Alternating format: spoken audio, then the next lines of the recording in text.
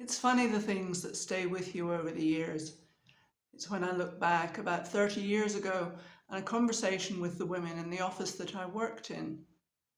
Somehow, I'm not sure how, probably me, the conversation turned to sex. And almost all the women said that after the first 6 weeks in a relationship, they could really take it or leave it and they'd rather watch TV.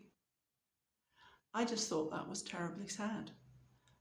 I'd always enjoyed sex. I somehow knew I wasn't getting it as good as it could be.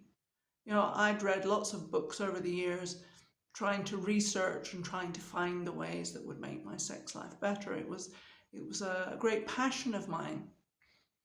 But it was only about 8 years ago, when my marriage ended, that I started to look into other things. I looked into Tantra, but it just didn't seem to work for me. I trained with Mantak Chia, the Taoist practitioner, in the early 90s, but I'd never managed to get things to work for me the way that he described it in the classes.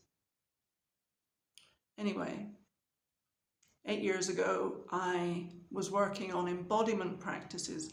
I'd had an experience when I was in Peru working with the Shipibo Indians, where I suddenly realized very viscerally my connection with my body. And over the next year or so, I worked really hard to get myself out of my head and back into my body.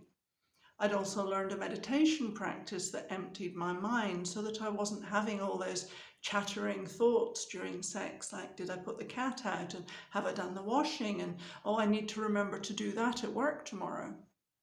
When you're having those kind of thoughts, you're not in the deepest level of sexual arousal, or arousal trance, as I call it, where you're just not thinking. All you're doing is feeling.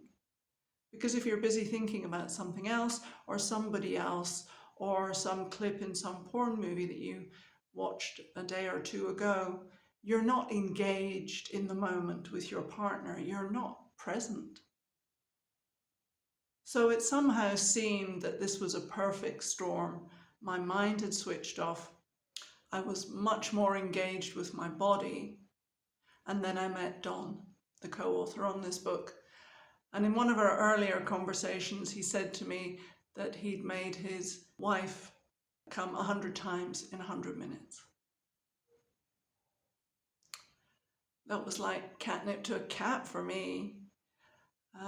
We became lovers several months later, and although I never got to 100, he certainly transformed my sexual experience, and that's why I wanted to write this book.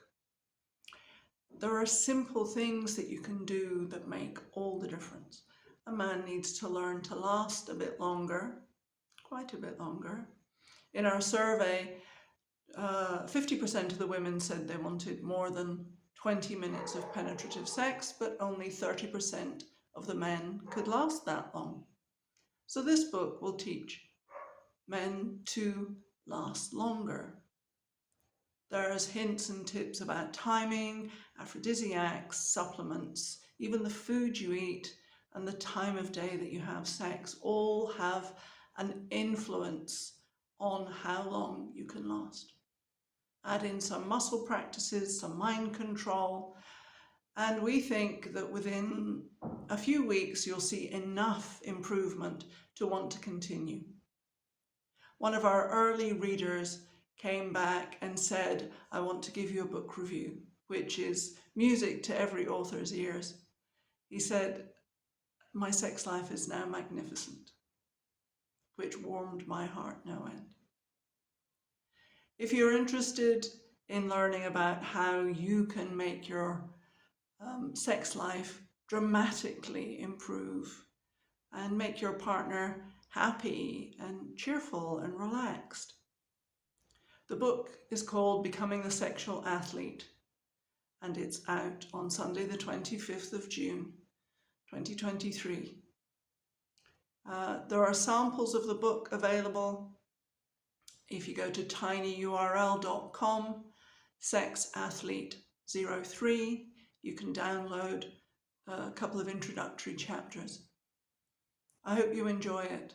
I hope it changes your life the way it changed mine.